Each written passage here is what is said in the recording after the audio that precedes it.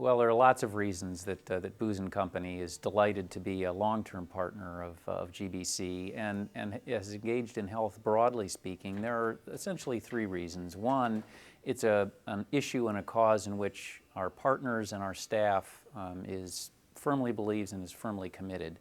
There's great interest in global health issues among our team, and it's become an issue that is important to us not only from the point of view of helping our business and helping us engage with clients, but it helps us attract and retain staff. Staff is very interested in working on global health issues and has been a very willing and active participant in all of the work that we've done with GBC.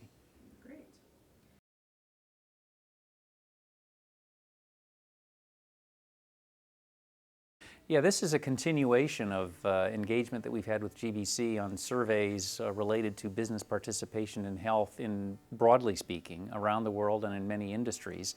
And essentially what we're trying to do is understand the lay of the land, or the current situation with respect to business involvement with health issues, participation in health issues, and in particular, any interactions they've had with other parties in government, in the NGO community, and elsewhere, for the purpose in the long run of helping business be more effective in their own individual endeavors. In many cases, and we heard this in the Latin America panel this morning, in many cases businesses want to do things, but there's just not awareness of who to interact with, of other opportunities and other interested parties.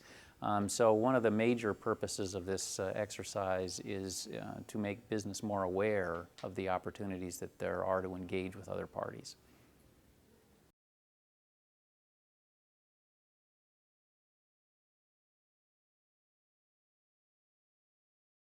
Yeah, I started to talk about that a little bit in response to the previous question.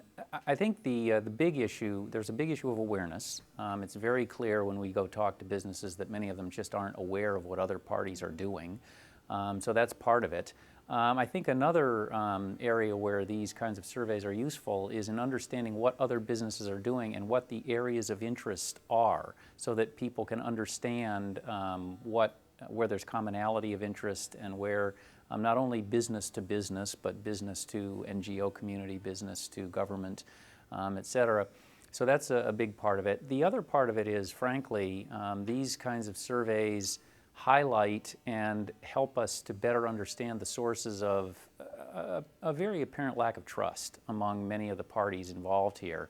And I think, you know, the first step in addressing lack of trust is dialogue and conversation and understanding. And that's what these surveys engender, at least a more common understanding on the part of the business community and what the sources of mistrust are, so that they can better engage with governments, NGOs, and other participants.